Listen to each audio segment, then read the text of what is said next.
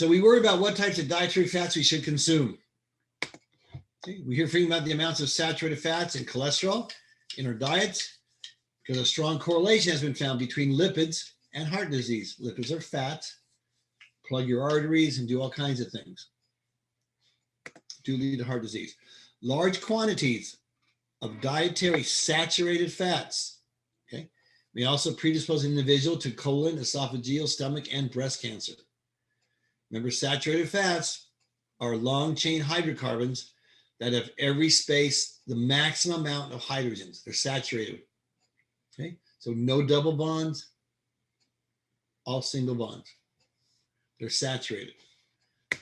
Those are the ones that are not real good, healthy for you. We are advised to reduce our intake of cholesterol and saturated fats for this reason. Nevertheless, lipids serve a wide variety of functions essential to living systems and are required in our diet. We have to have certain ones to function. Okay, we have to have certain essential fatty acids that the body can't produce. All our cell membranes are made up of lipids. We need them for our bodies. Okay. So standard intakes of fat, standards of fat intake have not been experimentally determined yet. Okay. However, the most recent U.S. dietary guidelines recommend that dietary fat does not exceed 35% of the daily caloric intake, and not more than 10% of that should be saturated fats. So not more than 1/3 of your caloric intake should be fats. And of that fat you eat, less than 10% should be saturated, like margarines, Crisco oil, butter, things like that, things that are solid. Okay. Dietary cholesterol should be no more than 300 milligrams per day is the limit that the dietary guidelines recommend. Now, lipids can be life-saving also. Was there a question? Okay. Intensive care nurse, premature infants struggle for life a lot of times. Okay. Born 3.5 months early, baby weighs about 1.6 pounds. Okay. The lungs labor to provide enough oxygen to keep the tiny body alive. Okay. Premature infants often have respiratory difficulties because they have not begun to produce what's called permanent surfactant. Surfactant is a lipid. Okay, that's one of the problems with premature birth. Okay, think of the surfactant as a liquid, like an oil that coats the lungs. Okay, think of a balloon. Okay, when that balloon collapses all the way, and you got to blow it up, it takes a lot of force to get that balloon to initially start, right? And then once it's expanded, then you can add air to it and it's not as bad. But if you let that balloon collapse, you got to take a lot of force to put that balloon back up. That's your lungs. Now, surfactant stops the lungs from collapsing all the way together by coating with this lipid coating. Okay, so that when the baby takes a breath, it doesn't have to push the lungs apart, like pushing that balloon apart every time.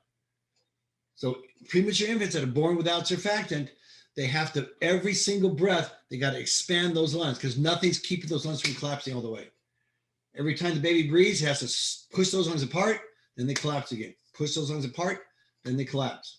Surfactant coats it, so once you take your first breath, those lungs are inflated and they don't deflate anymore.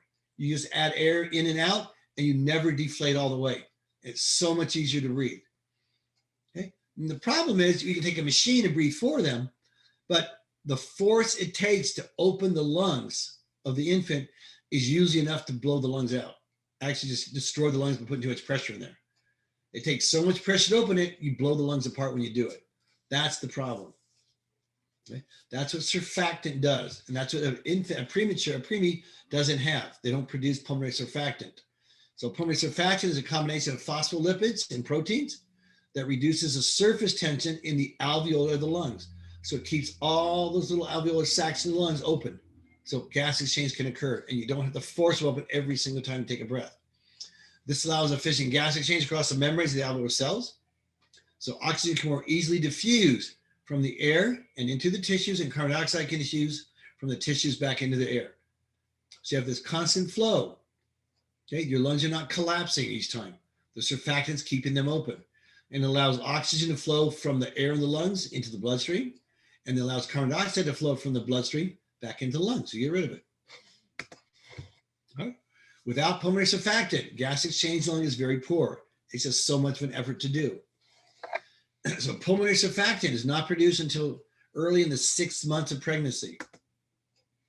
Okay. So premature babies born before they have begun secretion of natural surfactant suffer what's called respiratory distress syndrome, RDS, which is caused by severe difficulty they have obtaining enough oxygen from the air that they breathe because of this lack of surfactant. Okay. Until recently, respiratory distress syndrome was a major cause of death among premature infants. But now we have a life-saving treatment that's available. Right? So a fine aerosol of an artificial surfactant can be administered directly into the trachea now. Okay. The Glasgow Wellcome Company product, Exosurf Neonatal, contains a phospholipid lecithin to reduce surface tension, 1-hexadecanol, which spreads the lecithin, and a polymer called Toxopol, which disperses both the lecithin and the 1-hexadecanol. This allows it to coat the lungs and serves the same purpose as the natural surfactant. Okay. Artificial pulmonary surfactant therapy has dramatically reduced premature infant death caused by respiratory distress syndrome and appears to reduce overall mortality for all babies born weighing less than 1.5 pounds. Advances of this have come about as a result of research on the makeup of body tissues and secretions in the body, healthy and diseased individuals. So all this chemistry you learn about does have some good uses and does have an important part of in life. Often since basic research provides information needed to develop effective therapies as we do our research and studies. All right, so the biological functions of lipids. So we know what lipids can do. What is their biological function? They function as an energy source. Lipids provide about 9 kilocalories of energy per gram. Okay. Now, when you're comparing kilocalorie, K means kilo, kilo is 1,000, right? Metric system. Everybody remember all those good old days of conversions, right? We're not going to do that again, don't worry. Okay. But you need to realize a nutritional calorie, okay, like a little Snicker candy bar is 7 calories. When you have a capital C like that, that means 1,000. They don't say that, okay? So that little Snickers bar is 7,000 calories, okay? A nutritional calorie is thousands, okay? So this provides 9 nutritional calories of energy is your lipids, okay, per every gram. Okay, so that's a lot of calories it can provide. Okay, triglycerides provide energy and energy storage in adipocytes, your fat cells. So triglycerides is how we store that energy in the form of lipids. We take in extra glucose. So phosphoglycerides, sphingolipids, and steroids are the structural components of the cell membrane, and we're going to get into how that actually forms the cell membrane and how it starts to function. So phosphoglycerides, sphingolipids, and steroids, or it's going to form our cell membranes. Steroid hormones are critical intercellular messages. The hormones that we produce from steroids allow the body to do different things. We produce it from either the pituitary gland or the adrenal glands, and it comes into the bloodstream and affects other cells in the body. Okay. We have lipid-soluble vitamins, A, E, D, and K. Now, lipid-soluble vitamins, you have to make sure you don't overdose on those, because you can overdose on vitamins like that because it's stored in the fat cells and it can increase. Vitamins like vitamin C. Okay, vitamin C is water soluble. You can't overdose on that. If there's extra, you just urinate it out. Okay, it's not stored in the fat cells. It's not lipid soluble. Okay, but lipid soluble vitamins, you have to be very careful on the dosage you intake of those. Okay. The water soluble ones, not so much. If there's extra, it's not going to make any difference. Just get rid of it. These you can't just get rid of. Okay. Dietary fat acts as a carrier of these lipid soluble vitamins into cells of the small intestine. That's where you absorb most of your absorption occurs in the small intestine. Okay. These lipids also provide shock absorption and insulation. Okay? They insulate the body, and they also provide fat pads. So your body's not getting hit all the time with its, when you walk, when you jump, things like that. There's different classifications of lipids. There's 4 main groups. The first group is fatty acids. Second, and those can be saturated or unsaturated. Remember, saturated means it's all the hydrogens are filled in as much as it can. So saturated is no double bonds, all single bonds. Unsaturated means you do have double bonds. Okay. Glycerides. Glycerides are glycerol-containing lipids. Glycerol is a 3-carbon structure, which you'll learn about just down the line here. Non-glyceride lipids. Lipids that are not made from glycerol, like your sphingolipids, your steroids, and your waxes. Okay. Complex lipids. These are lipids that are combined with proteins. Okay. So there's 4 main groups of lipids: fatty acids, glycerides, non-glyceride lipids, and complex lipids. Okay. Fatty acids are your long-chain hydrocarbons. Glycerides are your 3-carbon. Non-glycerides are in a different backbone, like your steroids, your sphingolipids. And complex lipids are lipids associated with proteins. Those are your 4 main groups. Okay, this is how to classify them. So here's your lipids. You can have fatty acids, which can become saturated or unsaturated. You have glycerides. You can have neutral glycerides or phosphoglycerides. Phosphoglycerides have a charge. Okay, that makes them water soluble. Lipids can also have complex lipids, like your lipoproteins, protein-associated lipids, and you have your non-glyceride lipids, like your sphingolipids, steroids, and waxes. Your sphingolipids can be divided into sphingomyelins and glycolipids. Your sphingomyelins are the myelinated sheath that coats your nerve cells, coat the axon, which allows your nerve impulse to travel at tremendous speeds. Okay, first category. Fatty acids. Okay. Fatty acids are long, straight chain carboxylic acids. And we talked about long chain. You want to do the line structure here?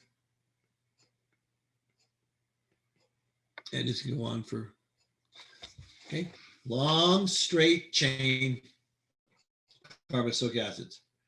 Can't have multiple bonds in them, then it would be unsaturated. If there's no multiple bonds, it's saturated. So this is a saturated carboxylic acid.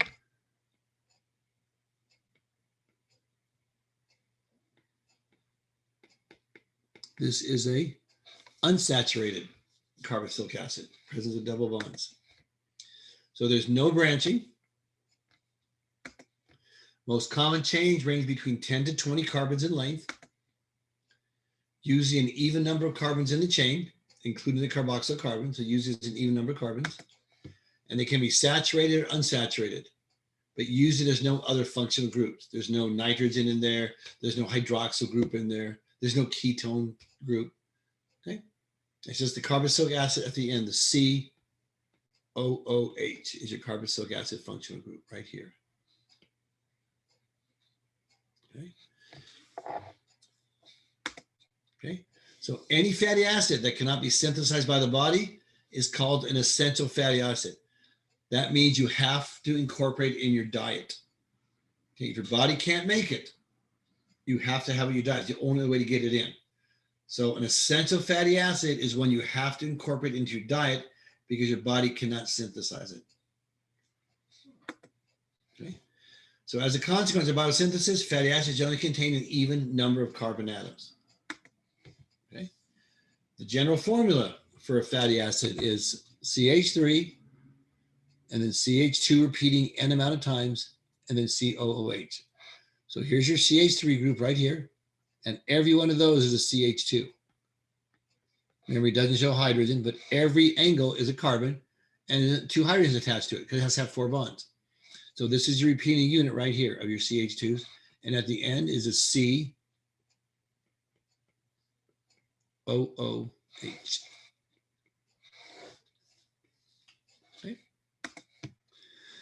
So if N equals 16, then the result is going to be an 18 carbon saturated fatty acid, which is stearic acid, and has the following formula. There's 18 carbons there. Okay, if you count all these 17 right to here, and then this is the 18th carbon. Now, when we're talking about it, this is carbon number 1. Remember, functional group is always given the lowest possible number. So 1, 2, 3, 4, 5, 6, etc., going on back and forth. Okay. So the structure of fatty acids. Stearic acid, when carbon equals 18. It's a typical saturated fatty acid with 18 carbons in the chain. That's stearic acid. That's what it looks like drawn out as a structural formula. Here's your CH3 group. Remember, the formula is CH3, CH2, and this is going to be 16 times in this case, and then the COOH. So here's your CH3 group at the end.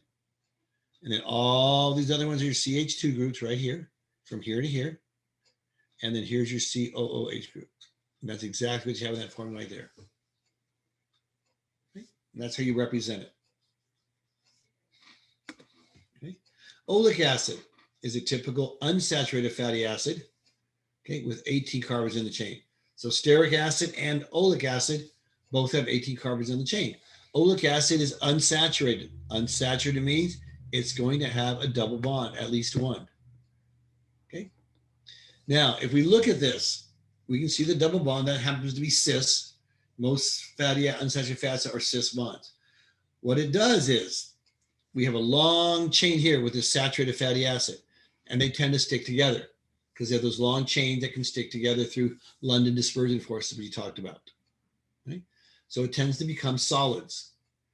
When you have an unsaturated fat, it breaks up those long chain. So they don't stick together as well because now there's a bender, a kink in it. Okay, so these are your liquids. So this creates more of a liquid because it doesn't allow them to stick together. So these are your canola oils, your cooking oils, things like that, olive oil. Okay, these are unsaturated fats because they're not sticking together. They're liquids. Okay, but through your butter, your margarine, your Crisco, the Crisco oil that you use, those are all solids. Okay, those are saturated fatty acids. Those are extremely unhealthy because they stick together. They get in your bloodstream, they get absorbed, and they stick together. And they form arteriosclerosis. They start hardening of your arteries, and then they start closing the arteries for blood flow because they tend to create plaque in your bloodstream. So the unsaturated fats are your healthier fats. Like I said, your olive oil, your canola oil, things like that, because of that double bond. So saturated, unsaturated fats have no double bonds. That's what we talked about. Okay. Saturated means it's completely saturated with hydrogen to the most amount you can have. Okay. So there's no double bonds in it. Unsaturated fats do contain double bonds. Okay. And it breaks up that long chain fatty acid. And like I said, the double bond, excuse me, is normally in a cis configuration. So double bonds lower the melting temperature. Okay, they don't stick together as much because there's a kink in it now or a bend. Okay, so the melting point becomes lower. So they're liquids at lower temperatures. They're not being held together as tightly. Okay, that's what double bond does. The cis configuration doesn't allow fatty acids to pack as close together. Okay, that's what you're talking about. So an unsaturated fatty acid has one or more carbon-carbon double bonds in the chain.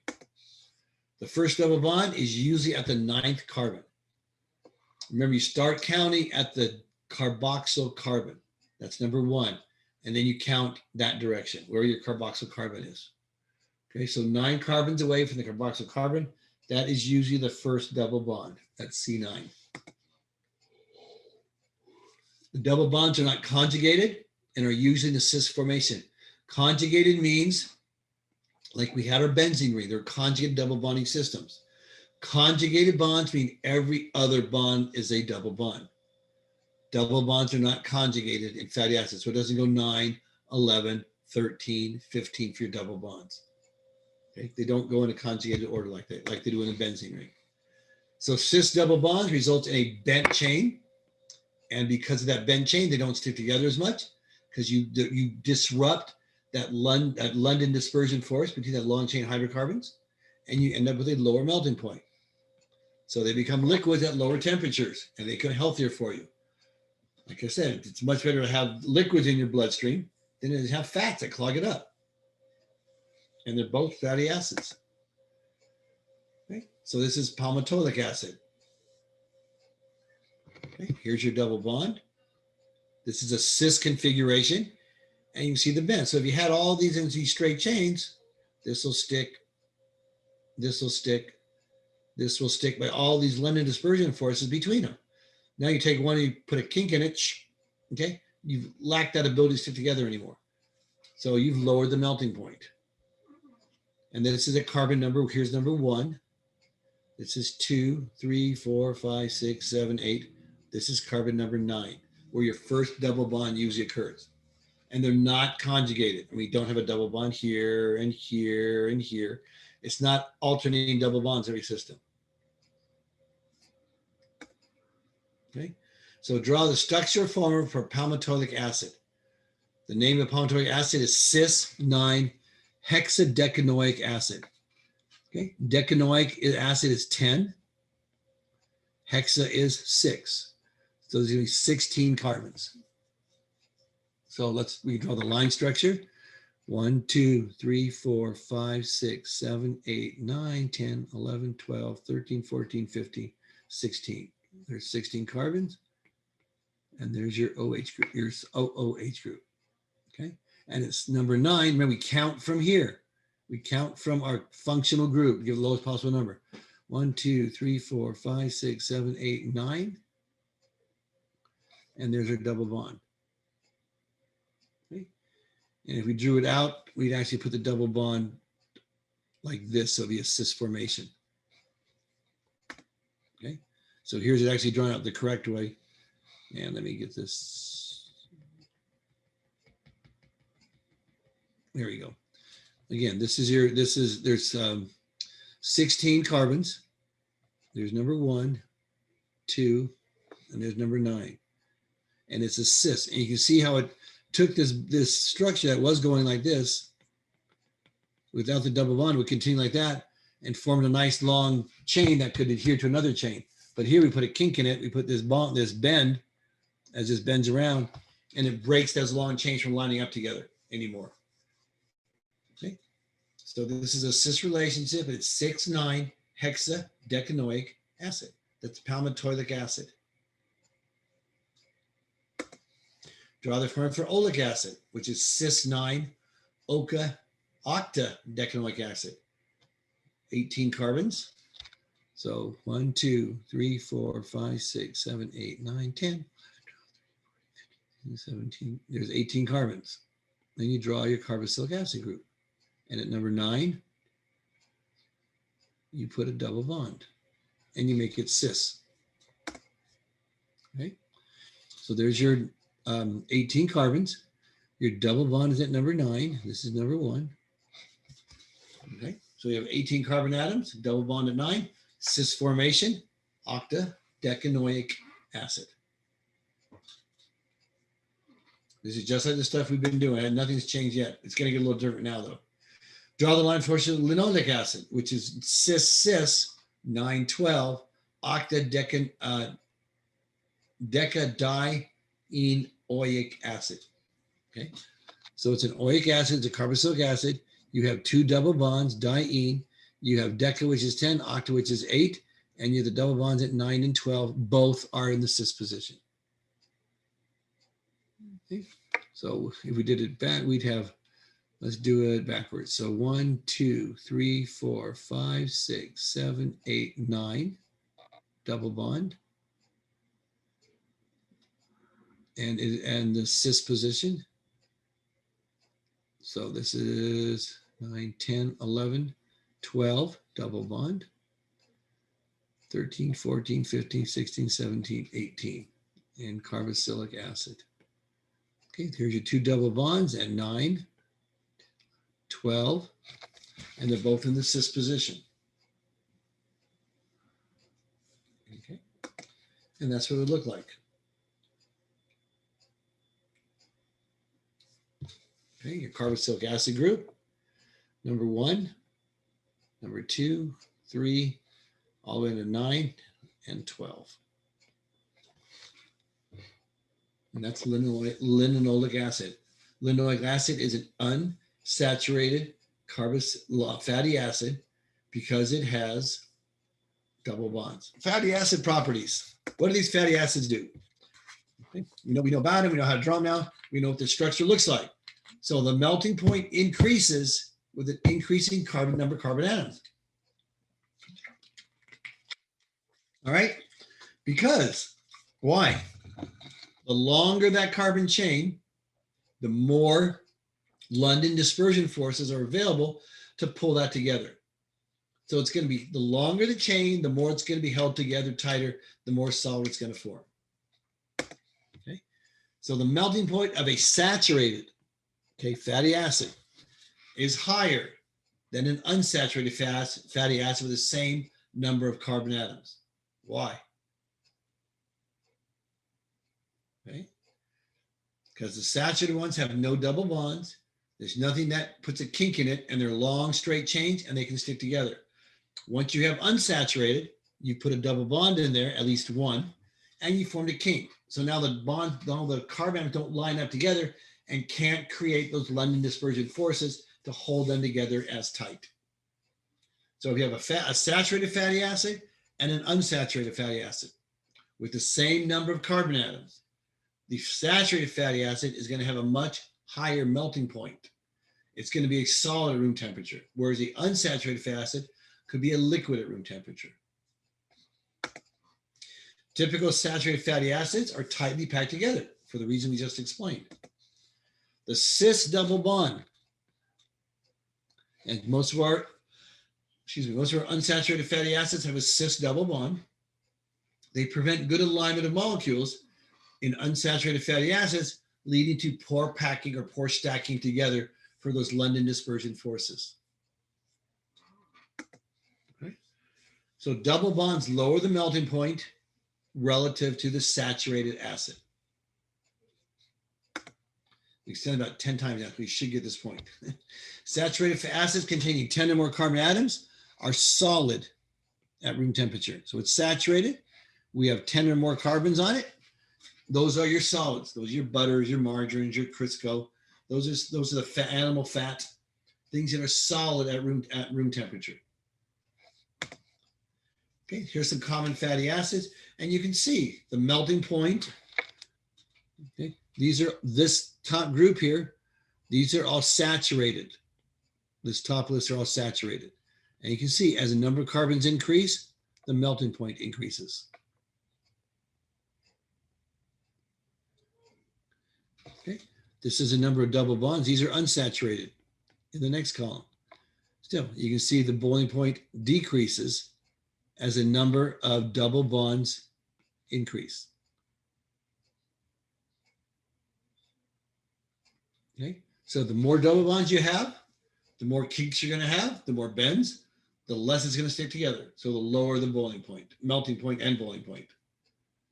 Okay, if it's saturated, you're going to have high melting points, and it's going to get higher as a number of carbons increase. Okay, so these are your saturated fatty acids. Okay, this is a number of carbon atoms increasing, and this is your temperature. The more carbon atoms you have, the higher the melting point goes. Okay, versus saturated fatty acids. You can see one double bond, two double bonds, three double bonds. The more double bonds you have, the lower the melting point with the same number of carbons. That's the same number of carbons there. So if you go from saturated to unsaturated, you see the melting point drop. You go from one double bond to two double bonds, you see the melting point drop again. You go from two double bonds to three double bonds, you see the melting point drop again. Okay. So draw structure forms for each of the following fatty acids. Okay, there's the formula. Where was the question? Okay, it kind of went backwards there, but that's all right. We can figure this out. Oleic acid. Oleic acid is octadecanoic acid. When it ends in oic acid, you know it's a carboxylic acid. You know it's going to be an COOH, right? That's your functional group. Decene,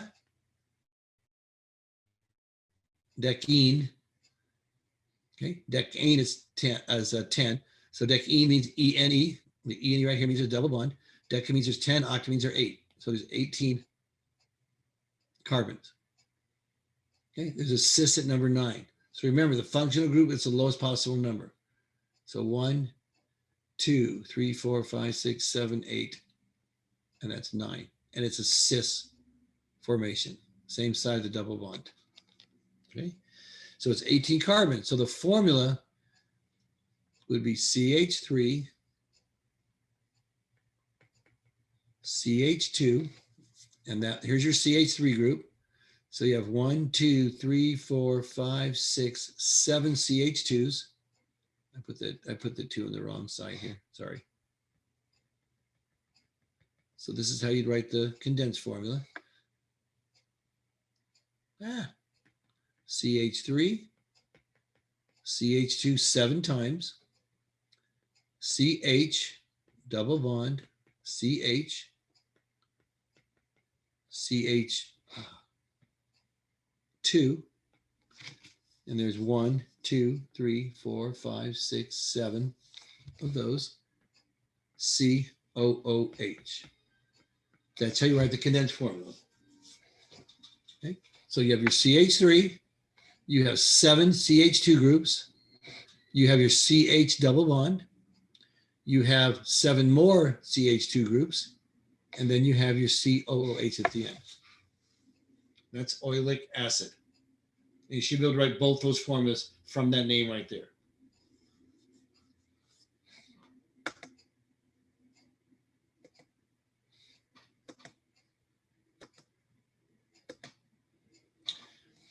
Lauric acid. And kind of blocks the name a little bit. Let's back this up just a little here.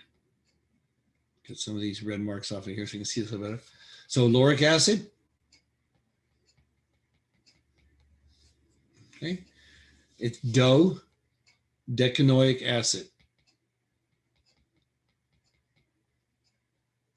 Okay. Decanoic is 10. Okay. So decanoic acid is, I think it's 12, right? 1, 2, 3, 4, 5, 6, 7, 8, 9, 10, 11, 12. So DO is the 2, and then decanoic is 10. So 10 and 2 is 12 acids, and it's all single bonds. How do you know that? Because it's A and E right there. So the A and E means all single bonds, so it's saturated. So you have 12 carbons, including the carbonyl group and the COH group. So the structure, the condensed form with CH3, CH2, and you have 12 total, so this would be 11. I'm sorry, 10. COOH. Okay. That is the condensed formula for it. You have a CH3 group. You have 10 CH2s, and you got a COOH at the end.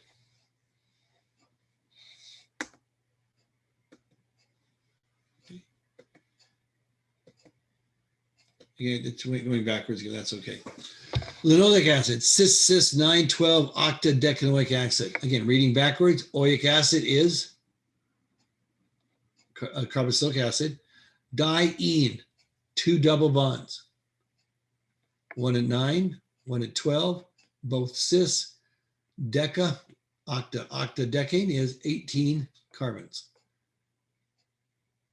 Okay. So you draw 18 carbons. There's 1, 2, etc. At 9, there's carbon number 9, 10, 11, carbon number 12. There's 2 double bonds. There's a double bond at 9 and double bond at 12.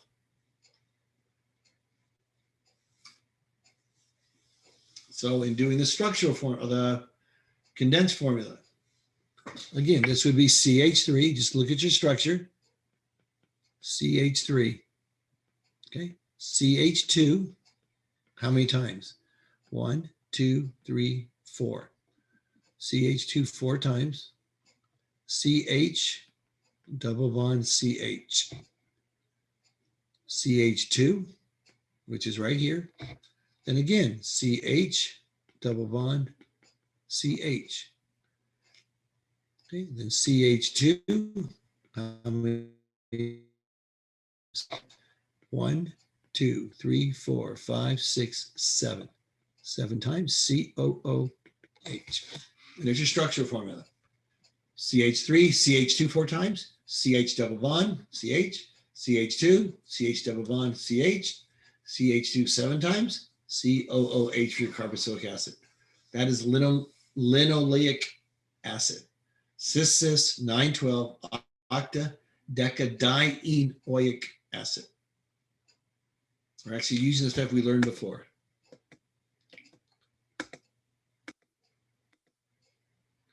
Stearic acid, octadecanoic acid. Okay.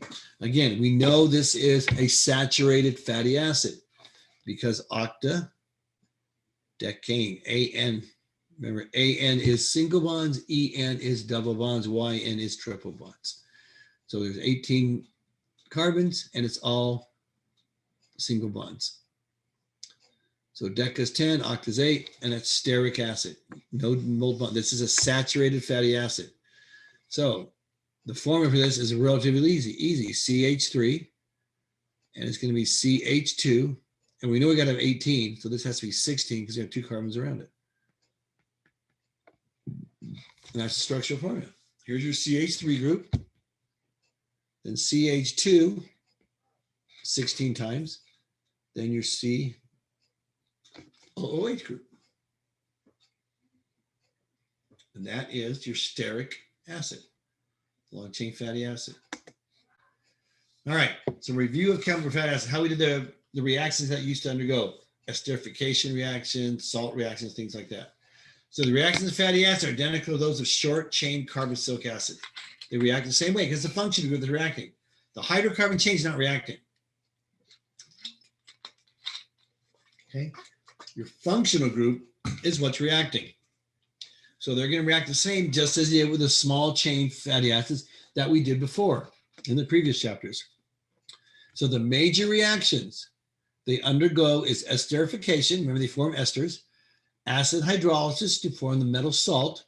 Okay, acid hydrolysis of the esters. Saponification to form soap. And then we can add an addition reaction at the double bond. Okay, those are the reactions we did on the carboxylic acid in the previous chapters. And they're going to be the exact same with the fatty acids. You just have more carbon atoms. That's all it is. The functional carboxylic acid group is going to react the same way. So esterification. Esterification means to form an ester. So it reacts fatty acids with an alcohol, okay, to form esters and water. Okay, remember what we did? We took a carboxylic acid. Let's take ethanoic acid. And we react that with an alcohol. Let's react it with methanol. Okay, remember we lose water between it. So we lose OH and H. And the CH3 groups bonds to it. So it's CH3, CO, and this is O, CH3. That's our ester. Okay, that's methyl ethanoate. Okay, so here's our ethanoic acid, and there's our methanol from the alcohol. That's esterification. There's nothing different. Okay, now we're just going to have longer carbon chains on it. That's all. The functional group is where our reaction is going to occur, and those stay the same, no matter how many carbons we attach to it, 20, 21, 18, whatever. Okay, so esterification is the creating of an ester. So we have it for carboxylic acid, alcohol, ester plus water. Okay, so here's your carboxylic acid, and here's your alcohol. Okay, so your carboxylic acid, and we add our alcohol to it, and we've created an ester. Oops, we go back. Okay. So we're taking, this is the R1 group. This is part of our carboxylic acid. And this is R2, which is part of our alcohol. That's what came from the alcohol. So again, carboxylic acid, alcohol, reacts in the presence of heat and acid to form an ester and water. To dehydration reaction, esterification, formation of an ester. Okay. So write an equation representing the esterification of capric acid, which is decanoic acid. Again, decanoic acid, you should know how to write that now. 10 carbons, saturated, all single bonds because of the AN right there, all single bonds. React with propyl alcohol and write the IUPAC names of each organic reactants and products. Okay. So let's think about for a second, and then we will.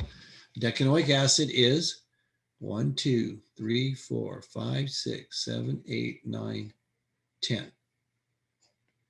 There's 10 carbons, decanoic acid, plus propyl alcohol. Propyl alcohol is CH3, CH2, CH2OH, 3 carbons. And that's going to form, what's it going to do? It's going to react, it's going to dehydration reaction. You're going to lose is H and OH. So it's going to form 1, 2, 3, 4, 5, 6, 7, 8, 9, 10. And then 3 carbons, 1, 2, 3. Okay, and this is going to be propyl decanoate. Remember when it's OAT ending for an ester.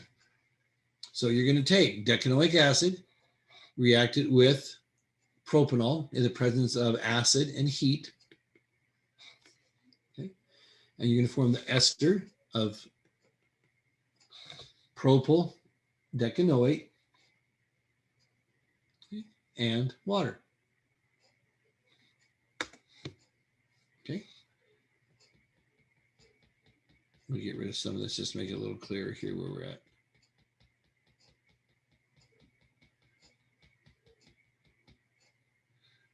Let it catch up for a second. Now we can see a little bit better.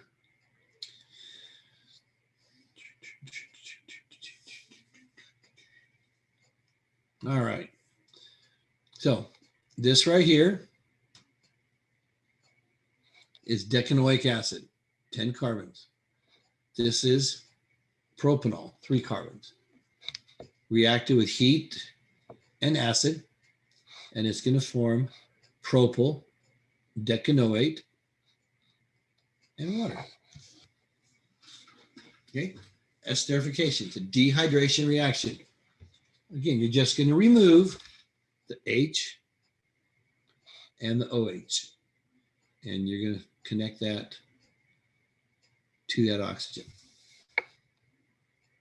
Just like we've done before. Same type of reaction. Okay, the fatty acid hydrocarbon chain doesn't change anything.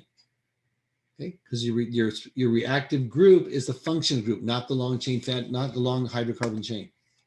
So we said decanoic acid, propanol, and then propyl decanoate. Okay, you always name the attachment. And then you drop the ic acid and add OATE. Okay. Write the complete equation of esterification of the carbon alcohols. Name for each other. Okay. So let's see if we got in the right order here then. Lauric acid, dodecanoic acid, and ethyl alcohol. All right, dodecanoic acid is 12 carbons. Okay, all single bonds. Carboxylic acid. So let's do it this way. Let's do CH3, CH2, and again, there's going to be 12 of them, so this has to be 10, COOH plus ethyl alcohol, CH3, CH2OH. Presence of acid and heat, What's it going to form? Okay, esterification is a dehydration reaction. So you're going to lose an H and an OH. So you're going to have CH3, CH2 10 times, C, let's write it out like this, OO, and then you're going to have your CH2, CH3. Okay, that's what's going to form, plus water. So you have dodecanoic acid, which is right here, plus ethyl alcohol, or ethanol, OL ending, to give you ethyl dodecanoate.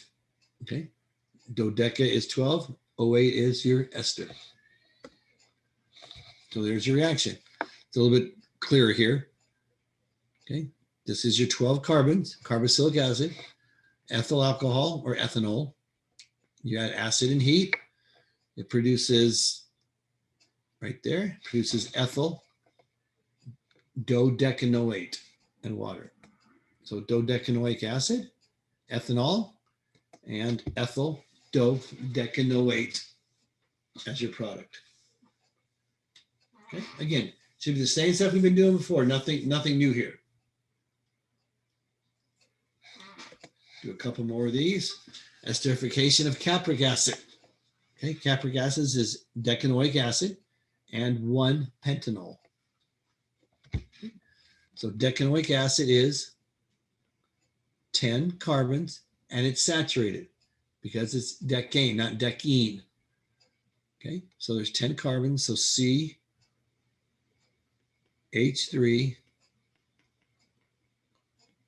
CH2, 8 times, COOH. Okay, that's decanoic acid. Plus pentanol. Pentanol is 5 carbons. CH3, CH2, 4 times. OH. Okay, you're going to remove the H and the OH. So you're going to end up with, let's put it up here, I can write a little bit longer. You're going to end up with CH3, CH2 8 times, C, carbonyl group O, and this is going to be CH2 4 times, CH3. Okay. So you've taken decanoic acid with 1 pentanol to give you pentanol, pentyl decanoate with the product formed. Okay. Again, so here's your carboxylic acid. Okay. This is 1 pentanol. Reacted with heat and water, heat and acid. It forms your decanoic acid still here, and then your pentanol group is added to it. Okay, so decanoic acid, pentanol, and it goes to pentyl decanoate for your ester. Okay, let's finish these up. Write the complete representation of myristic acid, which is I went too far.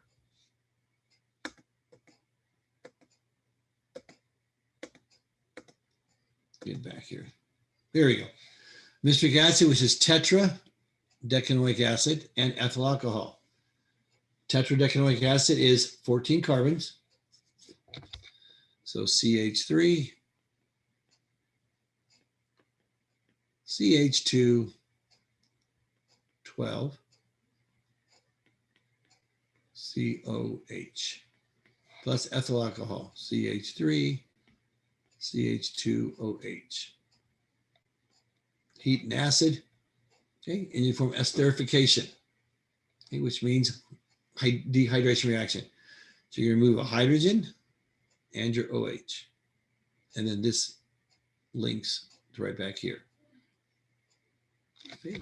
So you end up with CH3, CH2 12 times, and then your ethyl alcohol attaches to that, and water. So you've taken tetradecanoic acid, which is myristic acid. You've added ethanol, which is ethyl alcohol, and you've produced ethyl tetradecanoate. Okay. And there's your compounds. This is a structural formula for tetradecanoic acid and ethanol. And again, you're going to take hydrogen and you can take OH. And that's what's going to form your water. And then this is going to bond to that oxygen. Okay. So you're producing, you got tetradecanoic acid and you got ethyl alcohol or ethanol, and it's going to produce ethyl tetradecanoate. Okay, those are esterification reactions for myristic acid. All right, probably got one more here. Then we'll go a little bit longer, about 10 more minutes, then we'll call it a break. Write the complete equation for esterification of arachidonic acid, all cis, so 5, 8, 11, 14, eicosapentaenoic acid, okay, and ethyl alcohol. Write the IUPAC names for each product. So ethyl alcohol, we're going to react with it, and we're going to react it with all cis, 5, 8, 11, 14, eicosapentaenoic acid. Okay. So what we're going to do is write all this out. So this is, I'd make a mess trying to write it all out for you here. So this is how many carbons we got. We got 1, we got 3 here. So there's 4, that's at 5. That's at 8. That's at 11. That's at 14. And we got 20 total carbon atoms. So eicosapentaenoic acid. So 4 is your tetra. Enoic acid is the carboxylic acid. And eicosapentaenoic means 20. Okay, so you got 20 carbons. Always number 1 is a carbon. And we got 4 double bonds. They're all cis and they're at 5, 8, 11, and 14. Okay. So dehydration reaction of the ester means we're going to take the OH and the H to form water. And there's our water. Okay. And then the CO2 bonds to the oxygen. So we end up with ethyl eicosapentaenoate tetranoate. Okay. So here's what we started with, ethanol, and we end up with ethyl, okay, all cis, 5, 8, 11, 14, the location of double bonds, eicosapentaenoate for your esterification, for your ester. All right, starting to make sense? Again, they're the same reactions that we've done before. Do a little bit of this for 5 minutes and we'll call it a night. So fatty acid hydrolysis, okay, we've done the dehydration, now we'll do hydrolysis, breaking apart of water. So acid hydrolysis reverses the esterification reaction. It's the exact same thing, so now we're going to do it backwards. So fatty acids are produced from esters. Okay. So this is our ester that was formed if we had our ester here, and we're going to add water back to it. Okay. So we're going to put water, we're going to put one side H, one side OH. So we're going to add our water back to it. Hydrolysis. We're going to break the water apart, add it back. So it's the opposite of dehydration reaction. Okay. Same conditions though, acid and heat. And it's going to form our carboxylic acid back again and our alcohol. Okay. So write the equation with acid hydrolysis of methyl decanoate and write the name of each organic product and form. So methyl decanoate. Okay, decanoate means 10. So CH3, CH2 8 times, C, O, and what was this, methyl? So you should remember how to write methyl decanoate. Methyl group attached to 10 carbon chain, carboxylic acid, basically. Okay, there's your ester. And we're going to add water back to it. So water's going to come into this bond, and it's going to form the carboxylic acid, CH3, CH2 COH, and the alcohol, which is going to be methanol, CH3OH. Okay, so here's what we did. This is, okay, decanoate, methyl decanoate. So we're going to take our water and hydrolysis reaction. We're going to add water to it. So right here, we're going to add H and OH. This forms methanol. This forms decanoic acid. So we took methyl decanoate, added water to form decanoic acid and methanol. Okay. Again, reactions we've done before. It's not changing anything, it's having the long hydrocarbon chain on it. Let's do one more, then call it an evening. Let's do this one. Acid hydrolysis for the esters. I was just going to go backwards again. No, butylpropanoate. So butyl is 4 carbons. Propanoate is 3 carbons. So it's CH3, CH2. There's your propanoate, and it's butyl. Butyl is CH3, CH2, CH2, I'm sorry. CH2, CH3. There's butylpropanoate. And we're going to add water to this. And this water is going to come right in between here for your bond. Oh, let me draw a little different. It's going to attack that bond right in there, what forms the ester. And you're going to have H and OH. So you're going to form butanol. And you're going to form propanoic acid. Okay, so here's your compound. Okay, there is your butyl propanoate, and there's your water. And hydrolysis reaction, take water. It's going to add an H to this side and an OH to this side and split that molecule apart. Okay, so you're starting with butyl propanoate, and you're going to form propanoic acid, and you're going to form 1-butanol or butanol.